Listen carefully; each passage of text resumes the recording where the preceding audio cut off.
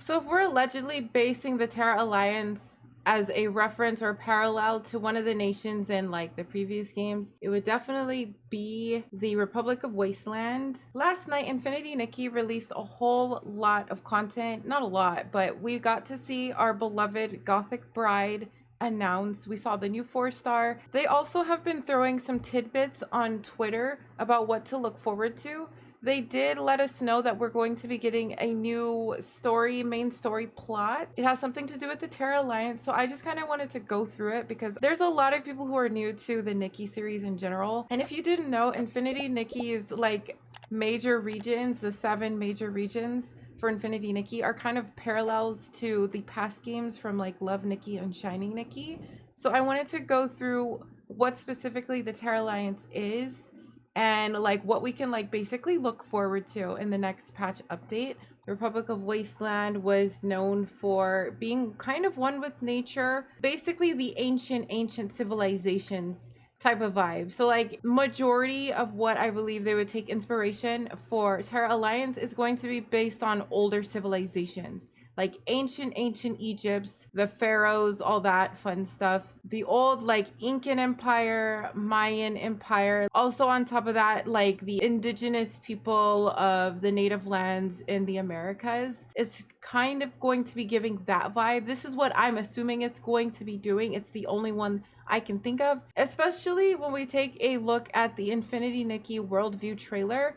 The Terra Alliance, a passionate land that embraces the wild. So they embrace the wild, they worship the ground that they walk on type of thing. They actually have animals showing up in the small little snippet that it does show up.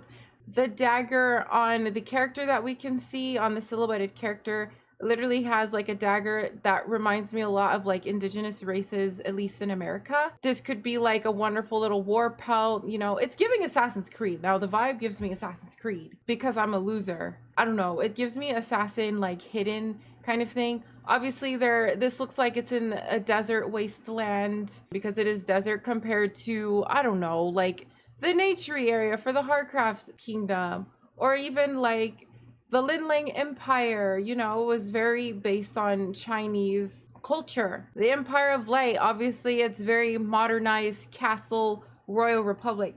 So obviously, this one is definitely going to be the more nature wild. We're going to see hunter-gatherer type vibes, hopefully, which also will come into play that's going to most likely do a whole lot of references to a lot of cultures around the world. Hopefully they're shown correctly. Hopefully they're able to interpret outfits, items, artifacts that they're going to show us in the game. Hopefully they do come off as genuine. Obviously the Terra Alliance might spark a lot of controversy because it will be going through different cultures and cultural aspects around the world, is what I'm assuming. Obviously, Infinity Nikki did an incredible job with the Linling Empire. It is a Chinese-based game, so obviously they're going to get that down to a T. But it's always up in the air when you interpret another culture or another tradition from another ethnicity, another nationality. So we'll just see how that goes. But yeah, I do believe it's going to give out tribal, indigenous, ancient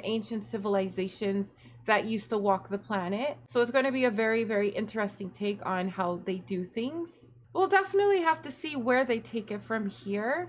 I mean, Bibku and Chocolate Club is literally holding a very special auction, and it's also about preserving their precious history from before their decline. That's going to be showing and showcasing exquisite collectibles. If you love history, discovering long forgotten local customs, which is customs, traditions, things that happen in the older cultures of a specific civilization. Like, it's definitely giving. We're going to be looking at the ancient world of the Terra Alliance, or maybe possibly just the ancient world of Mirrorland in general, which is going to be very exciting. Are you guys excited for it? I'm kind of excited for it. I'm really excited to see where they're going to take it. If you are interested in kind of like the feel of what the older generation games had, we had like Republic of Wasteland. Republic of Wasteland was basically not exactly, we don't know much about about Terra Alliance, but it sounds very close to being passionate and embracing the wild. They have deep roots and one with nature. They believe in serving the ground that they walk on. It's not going to be polished. It's not going to be eleganza, amazing like ballroom gowns anymore. I don't think we're going to be getting ballroom gowns.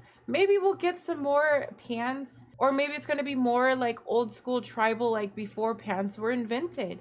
So it's going to be very interesting. I can do a totally separate video not related to Terra Alliance if you guys really want to learn anything about the wasteland from the previous games. But I do feel like Terra Alliance is going to be our parallel, so you can kind of look at that if you really want to see what we could possibly be getting. I am excited in the sense that I really hope if we get another biking outfit, or maybe like even a gliding outfit, even if we get a gliding outfit eventually for like the Terra Alliance patches that we're most likely going to be getting, I think we're moving away from Linling and moving towards the Terra Alliance. Because if you think about it, the same exact way the Linling Empire kind of showed up and docked its boat earlier this year, like in February of this year, and then we got a bunch of Linling related outfits and inspirations throughout like the entire year basically. I believe they're doing the same thing because they're saying that like the docking, the routes are suspended currently and no one can really cross the borders currently. And it does look like that's going to be the way they kind of introduce other nations to our Wishfield Flora Wish little area. So yeah, I feel like the next few months we're going to be definitely getting Terra Alliance related outfits, which are really exciting. I'm really excited for that. What are you guys' thoughts? What are you guys' questions?